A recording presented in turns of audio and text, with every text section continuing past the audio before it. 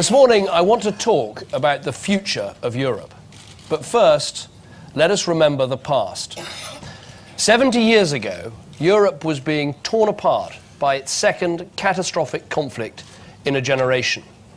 A war which saw the streets of European cities strewn with rubble, the skies of London lit by flames night after night, and millions dead across the world in the battle for peace and liberty. As we remember their sacrifice, so we should also remember how the shift in Europe from war to sustained peace came about. It didn't happen like a change in the weather. It happened because of determined work over generations, a commitment to friendship, and a resolve never to revisit that dark past. A commitment epitomized by the Elysee Treaty signed 50 years ago this week. After the Berlin Wall came down, I visited that city, and I will never forget it. The abandoned checkpoints, the sense of excitement about the future, the knowledge that a great continent was coming together. Healing those wounds of our history is the central story of the European Union. What Churchill described as the twin marauders of war and tyranny have almost entirely been banished from our continent.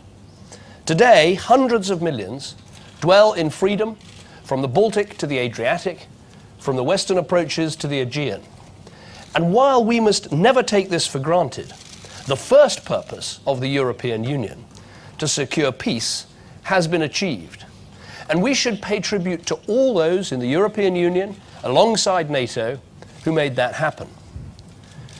But today, the main purpose of the European Union is different. Not to win peace, but to secure prosperity. The challenges come not from within this continent, but from outside it, from the surging economies of the East and the South.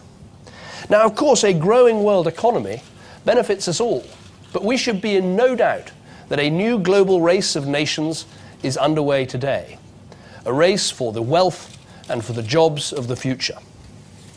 The map of global influence is changing before our eyes, and these changes are already being felt by the entrepreneur in the Netherlands, the worker in Germany, the family in Britain. So I want to speak to you today with urgency and frankness about the European Union and how it must change, both to deliver prosperity and to retain the support of its peoples. But first, I want to set out the spirit in which I approach these issues. Now, I know that the United Kingdom is sometimes seen as an argumentative and rather strong-minded member of the family of European nations. And it is true that our geography has shaped our psychology. We have the character of an island nation. We are independent, forthright, passionate in defense of our sovereignty. We can no more change this British sensibility than we could drain the English Channel. And because of this sensibility, we come to the European Union with a frame of mind that is more practical than emotional. For us, the European Union is the means to an end. Prosperity, stability, the anchor of freedom and democracy both within Europe and beyond her shores, not an end in itself. We insistently ask, how? Why? To what end? But this doesn't make us somehow un-European. The fact is that ours is not just an island story, it is also a continental story. For all our connections with the rest of the world, of which we are mightily proud, we have always been a European power, and we always will be. From Caesar's legions to the Napoleonic Wars, from the Reformation, the Enlightenment, and the Industrial Revolution to the defeat of Nazism, we have helped to write European history, and Europe has helped to write ours. Over the years, Britain has made her own unique contribution to Europe. We have provided a haven to those fleeing tyranny and persecution. And in Europe's darkest hour, we help to keep the flame of liberty alight. Across the continent, in silent cemeteries, lie the hundreds of thousands of British servicemen who gave their lives for Europe's freedom. In more recent decades, we played our part in tearing down the Iron Curtain and championing the entry into the EU of those countries that lost so many of their years to communism. And contained in this history is the crucial point about Britain, about our national character, about our attitude to Europe. Britain is characterized not just by its independence, but above all by its openness. We've always been a country that reaches out, that turns its face to the world, that leads the charge in the fight for free trade and against protectionism. This is Britain today, as it's always been. Independent, yes, but open too. I never want us to pull up the drawbridge and retreat from the world. I am not a British isolationist, but I do want a better deal for Britain. But not just a better deal for Britain, I want a better deal for Europe too. So I speak as a British Prime Minister with a positive vision for the future of the European Union. A future in which Britain wants and should want to play a committed and active part. Now, some might then ask, why raise fundamental questions about the future of Europe when Europe is already in the midst of a deep crisis? Why raise questions about Britain's role when support in Britain is already so thin? Now, there are always voices that say don't raise the difficult questions. But it is essential for Europe and for Britain that we do, because there are three major challenges confronting us today. First, the problems in the Eurozone are driving fundamental change in Europe. Second, there is a crisis of European competitiveness as other nations across the world soar ahead. And third, there is a gap between the EU and its citizens, which has grown dramatically in recent years, and which represents a lack of democratic accountability and consent that is, yes, felt particularly acutely here in Britain. Now, if we don't address these challenges, the danger is that Europe will fail and the British people will drift towards the exit. I do not want that to happen. I want the European Union to be a success, and I want a relationship between Britain and the European Union that keeps us in it. That is why I'm here today, to acknowledge the nature of the challenges we face and to set out how I believe the European Union should respond to them, and to explain what I want to achieve for Britain and its place within the European Union. So let me start with the nature of the challenges we face. First, the Eurozone. Now, the future shape of Europe is being forged. There are some serious questions that will define the future of the European Union and the future of every country within it. The Union is changing to help fix the currency, and that has profound implications for all of us, whether we're in the single currency or not. Now, Britain is not in the single currency, and we're not going to be. But we all need the Eurozone to have the right governance and structures to secure a successful currency for the long term. And those of us outside the Eurozone also need certain safeguards to ensure that, for example, our access to the single market is not in any way compromised. And it is right that we begin to discuss those issues now. Second, while there are some countries within the EU that are doing pretty well, taken as a whole, Europe's share of world output is projected to fall by almost a third in the next 2 decades. This is the competitiveness challenge, and much of our weakness in meeting it is frankly self-inflicted. Complex rules which restrict our labour markets are not some naturally occurring phenomenon, just as excessive regulation is not some external plague that's been visited on our businesses. These problems have been around for too long, and progress in dealing with them has been far too slow. As Chancellor Merkel has said, if Europe today accounts for just over 7% of the world's population and produces 25% of global GDP, it is currently financing 50% of global social spending. And then it's obvious that it will have to work very, very hard to maintain its prosperity and its way of life. Third, there is the growing frustration that the EU is seen as something that is done to people rather than acting on their behalf. And this, frankly, is being intensified by the very solutions that are required to resolve the economic problems. People are increasingly frustrated that decisions taken further and further away from them mean their living standards are slashed through enforced austerity, or their taxes are used to bail out governments on the other side of the continent. We are starting to see this in the demonstrations on the streets of Athens, Madrid, and Rome. We're starting to see it in the parliaments of Berlin, Helsinki, and The Hague. And yes, of course, we're seeing this frustration with the EU very dramatically here in the United Kingdom. Europe's leaders have a duty to hear these concerns. Indeed, we have a duty to act on them, and not just to fix the problems in the Eurozone. For just as in any emergency you should plan for the aftermath as well as dealing with the present crisis, so too in the midst of present challenges we should plan for the future and what the world will look like when the difficulties in the Eurozone have been overcome. Now, the biggest danger to the European Union comes not from those who advocate change, but from those who denounce new thinking as heresy. In its long history, Europe has experience of heretics who've turned out to have a point. And my point is this: more of the same will not secure a long-term future for the Eurozone. More of the same will not see the European Union keeping pace with the new powerhouse economies. More of the same will not bring the European Union closer to its citizens. More of the same will just produce more of the same. Less competitiveness, less growth, fewer jobs. And that will make our countries not stronger but weaker. That is why we need fundamental, far-reaching change.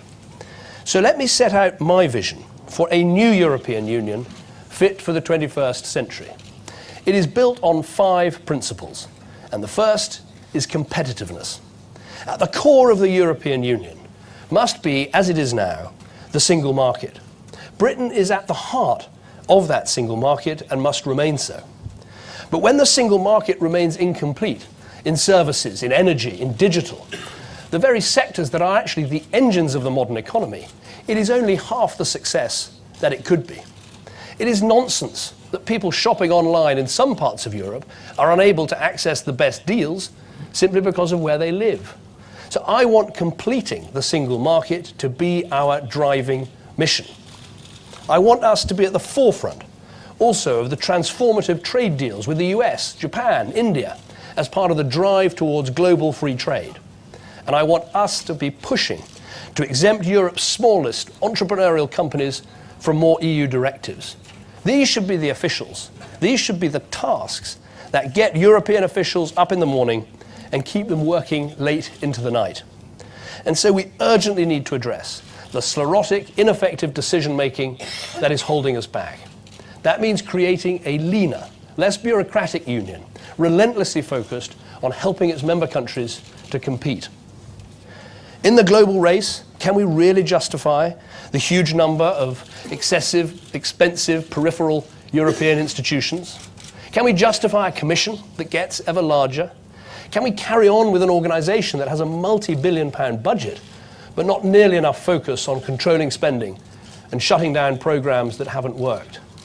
And I would ask this: when the competitiveness of the single market is so important, why is there then an Environment Council, a Transport Council, an Education Council, but not a Single Market Council? Now, the second principle should be flexibility. We need a structure that can accommodate the diversity of the EU's members, north, south, east, west, large, small, old and new, some of whom are contemplating much closer economic and political integration, and many others, including Britain, who would never embrace that goal. Now, I accept, of course, that for the single market to function, we need a common set of rules and a way of enforcing them. But we also need to be able to respond quickly to the latest developments and trends. Competitiveness demands flexibility, choice and openness, or Europe will fetch up in a no man's land between the rising economies of Asia and the market-driven North America. The EU must be able to act with the speed and flexibility of a network, not the cumbersome rigidity of a bloc.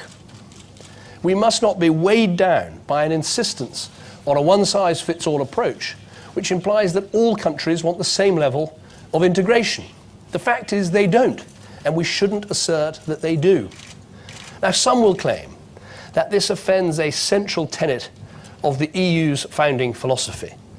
I would say it merely reflects the reality of the European Union today.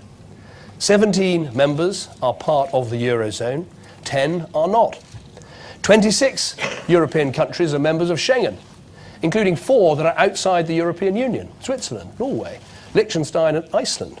2 EU countries, Britain and Ireland, have retained their border controls. Some members, like France and Britain, are ready, willing and able to take action in Libya or Mali. Others are uncomfortable with the use of military force. Let us welcome that diversity instead of trying to snuff it out. Let us stop all this talk of the two-speed Europe, of fast lanes and slow lanes, of countries missing trains and buses, and frankly, let us consign the whole weary caravan of transport metaphors, if you like, to a permanent siding. Instead, let us start from this proposition. We are a family of democratic nations, all members of one European Union, whose essential foundation is the single market rather than the single currency. Those of us outside the euro recognize that those in it are likely to need to make some big institutional changes. And by the same token, the members of the Eurozone should accept that we, and indeed all member states, will have changes that we need to safeguard our interests and to strengthen our democratic legitimacy. And we should be able to make those changes too. Now, some will say this will unravel the principle of the EU and that you can't pick and choose the basis of what your nation needs. But I would argue that far from unraveling the EU, this will in fact bind its members more closely, because such flexible, willing cooperation is a much stronger glue than compulsion from the centre. Let me make a further heretical proposition. The European Treaty commits the member states to lay the foundations of an ever closer union among the peoples of Europe. Now, this has been consistently interpreted as applying not to the peoples, but rather to the states and institutions. And it's been compounded by a European Court of Justice that has consistently supported greater centralisation. Now, we understand and respect the right of others to maintain their commitment to this goal. But for Britain, and perhaps for others, it is not the objective. And we would be much more comfortable if the treaty specifically said so, freeing those who want to go further, faster to do so, without being held back by the others. So to those who say, we have no vision for Europe, I say we have. We believe in a flexible union of free member states who share treaties and institutions and pursue together the ideal of cooperation, to represent and promote the values of European civilization in the world, to advance our shared interests by using our collective power to open markets, and to build a strong economic base across the whole of Europe. And we believe in our nations working together to protect the security and diversity of our energy supplies, to tackle climate change and global poverty, to work together against terrorism and organised crime, and to continue to welcome new countries into the European Union. This vision of flexibility and cooperation is not the same as those who want to build an ever closer political union, but it is just as valid. My third principle is that power must be able to flow back to member states, not just away from them. This was promised by European leaders at Laeken a decade ago. It was put in the treaty, but it has never been properly fulfilled. We need to implement this principle properly. So let us use this moment, as the Dutch Prime Minister has recently suggested, to examine thoroughly what the EU as a whole should do and what it should stop doing. Now, in Britain, we've already launched our Balance of Competences review to give us an informed and objective analysis of where the EU helps and where it hampers. And let us not be misled by the fallacy that a deep and workable single market requires everything to be harmonised to hanker after some unattainable and infinitely level playing field. Countries are different. They make different choices. We cannot harmonise everything. For example, it is neither right nor necessary to claim that the integrity of the single market, or indeed full membership of the European Union, requires the working hours of British hospital doctors to be set in Brussels, irrespective of the views of British parliamentarians or practitioners. In the same way, we need to examine whether the balance is right in so many areas where the European Union has legislated, including on the environment, social affairs and crime. Nothing should be off the table. My fourth principle is democratic accountability. We need to have a bigger and more significant role for national parliaments. There is not, in my view, a European demos. It is national parliaments which are and will remain the true source of real democratic legitimacy and accountability in the European Union. It is to the Bundestag that Angela Merkel has to answer. It's through the Greek Parliament that Antonis Samaras has to pass his government's austerity measures. And it's to the British Parliament that I must account on the EU budget negotiations, on the safeguarding our place in the single market. Those are the parliaments which instill proper respect, even fear, into national leaders. And we need to recognise that properly in the way that the EU does business.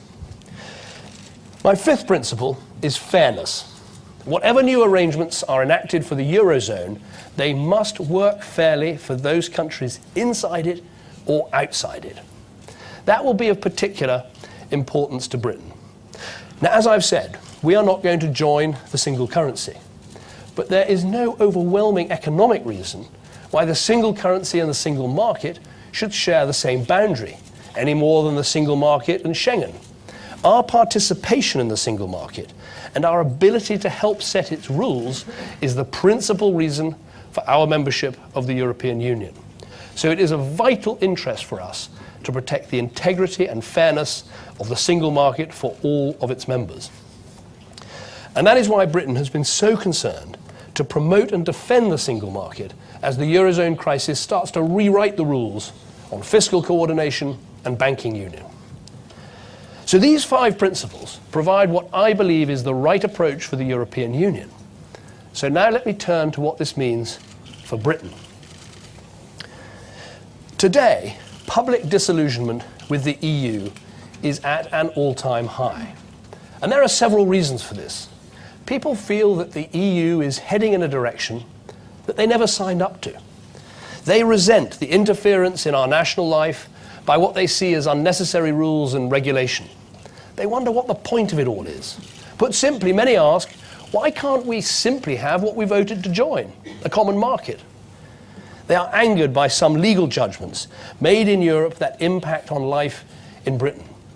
Now, of course, some of this antipathy about Europe in general really relates, of course, to the European Court of Human Rights rather than the EU.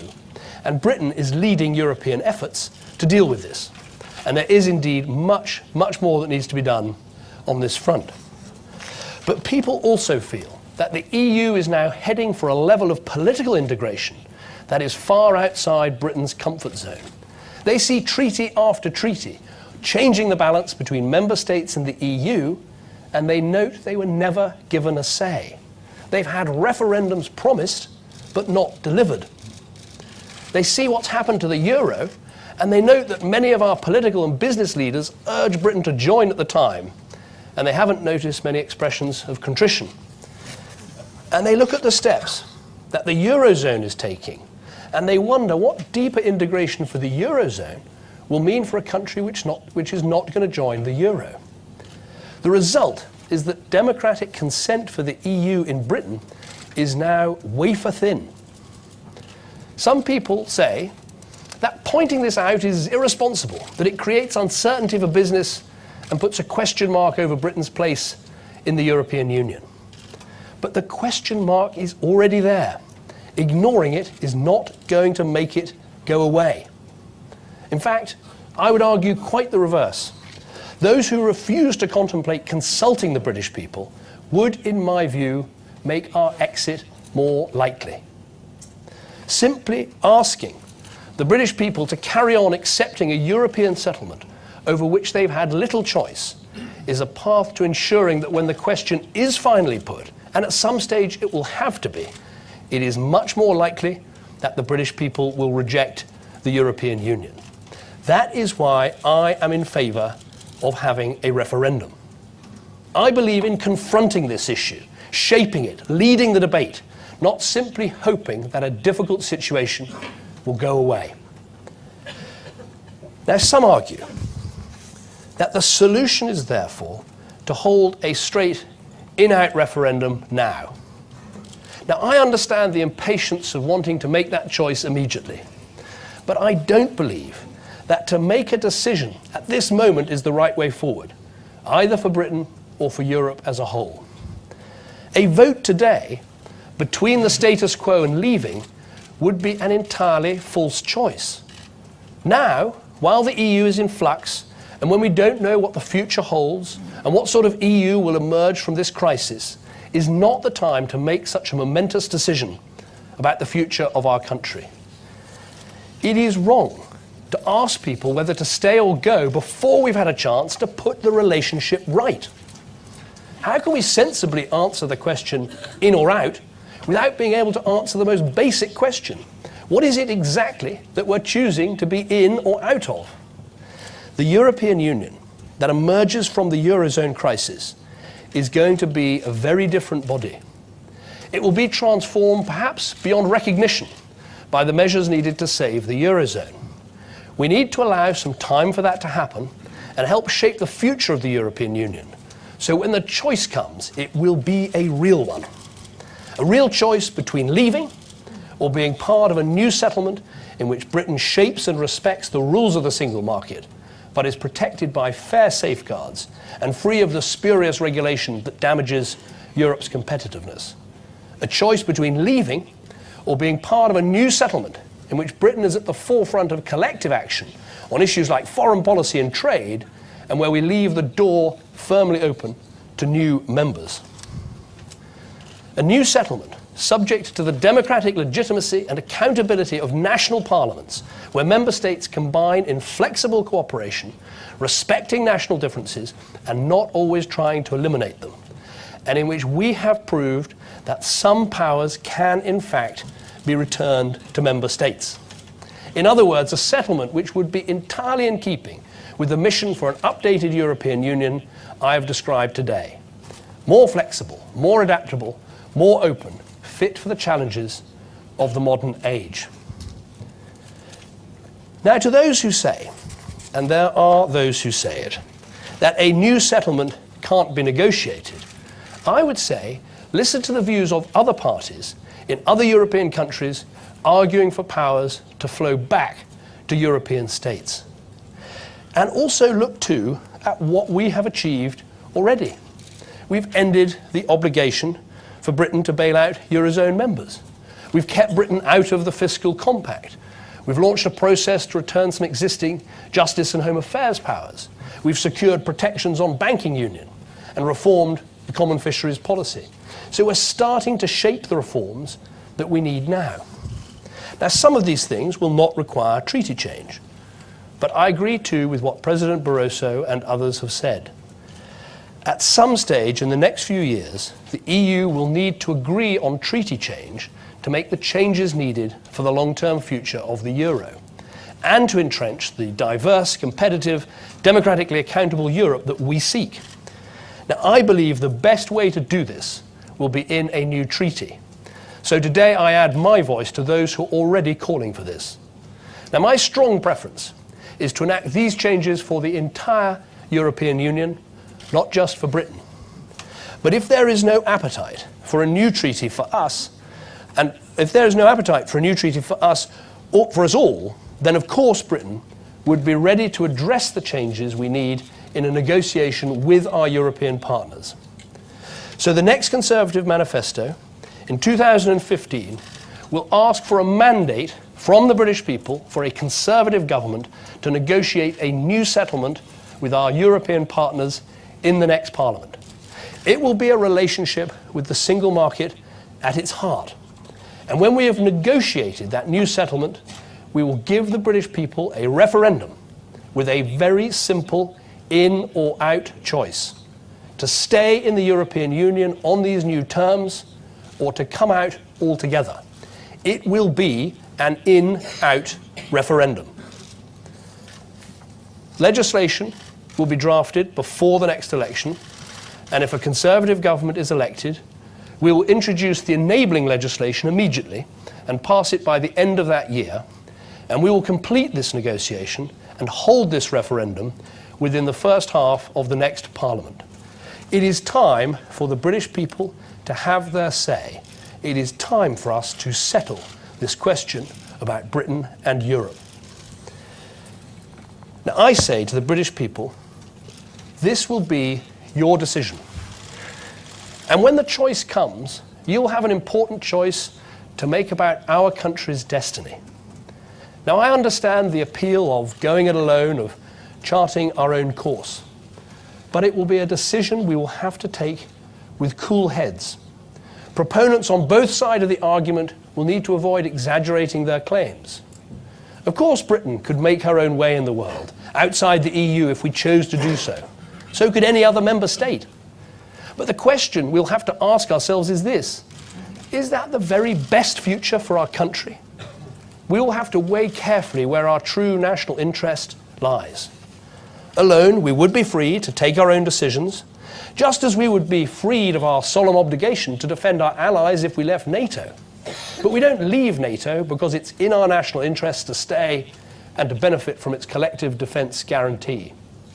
We have more power and influence, whether implementing sanctions against Iran or Syria, or promoting democracy in Burma, if we can act together. If we leave the EU, we cannot, of course, leave Europe. It will remain for many years our biggest market and forever our geographical neighbourhood. We're tied by a complex web of legal commitments. Hundreds of thousands of British people now take for granted their right to work, to live and to retire in any other EU country. Even if we pulled out completely, decisions made in the EU would continue to have a profound effect on our country. But we would have lost all our remaining vetoes and our voice in those decisions. We would need to weigh up very carefully the consequences of no longer being inside the EU and its single market as a full member. Continued access to the single market is, as I've said, absolutely vital for British business and for British jobs. Since 2004, Britain has been the destination for 1 in 5 of all inward investments into Europe. And being part of the single market has been absolutely key to that achievement. Now, there will be plenty of time to test all the arguments thoroughly in favour and against the arrangement that we negotiate. But let me just deal with one point that we hear a lot about. There are some who suggest we could turn ourselves into Norway or Switzerland with access to the single market, but outside the EU. But would that really be in our best national interests? I admire those countries, and they're friends of ours, but they are very different to us. Norway sits on the biggest energy reserves in Europe and has a sovereign wealth fund of over 500 billion euros. And while Norway is part of the single market and pays for the principle, it has no say at all in setting its rules. It just has to implement its directives. The Swiss, they have to negotiate access to the single market sector by sector, accepting EU rules over which they have no say, or else not getting full access to the single market, including in key sectors like financial services. The fact is, if you join an organisation like the European Union, there are rules. You'll not always get what you want, but that doesn't mean that we should leave, not if the benefits of staying and working together are greater. We would also have to think carefully too about the impact on our influence at the top table of international affairs. There's no doubt that we're more powerful in Washington, in Beijing, in Delhi, because we're a powerful player inside the European Union. That matters for British jobs, for British influence, for British security. It matters to our ability to get things done in the world. It matters to the United States and other friends around the world, which is why many tell us very clearly that they want Britain to remain in the European Union. So we should think very carefully before giving that position up.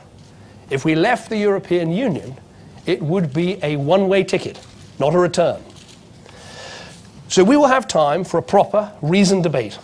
And at the end of that debate, you, the British people, will decide. And I say to our European partners, frustrated as some of them no doubt are by Britain's attitude, work with us on this. Consider the extraordinary steps which the Eurozone members are taking to keep the euro together, steps which a year ago would have seemed impossible. It does not seem to me that the steps which would be needed to make Britain and others more comfortable in our relationship with the European Union are inherently so outlandish or so unreasonable. And just as I believe that Britain should want to remain in the EU, so the European Union should want us to stay. Because a European Union without Britain, without one of Europe's strongest powers, a country which in many ways invented the single market and which brings real heft to Europe's influence on the world stage, which plays by the rules, which is a force for liberal economic reform, that would be a very different kind of European Union. And it is hard to argue that the EU would not be greatly diminished by Britain's departure. Let me finish today by saying this. I have no illusions about the scale of the task ahead. I know that there will be those who will say the vision I've outlined will be impossible to achieve, that there's no way our partners will cooperate, that the British people have set themselves on a path to inevitable exits, that if we aren't comfortable being in the EU after 40 years, we never will be. But I refuse to take such a defeatist attitude, either for Britain or for Europe. Because with courage and conviction, I believe we can deliver a more flexible, adaptable and open European Union in which the interests and ambitions of all its members can be met. With courage and conviction, I believe we can achieve a new settlement in which Britain can be comfortable and all our countries can thrive. And when that referendum comes, let me say now that if we can negotiate such an arrangement, I will campaign for it with all my heart and all my soul. Because I believe something very deeply, that Britain's national interest is best served in a flexible, adaptable and open European Union. And that such a European Union is best with Britain in it. Now, over the coming weeks, months and years, I will not rest until this debate is won for the future of my country, for the success of the European Union, and for the prosperity of peoples and for generations to come. Thank you very much indeed.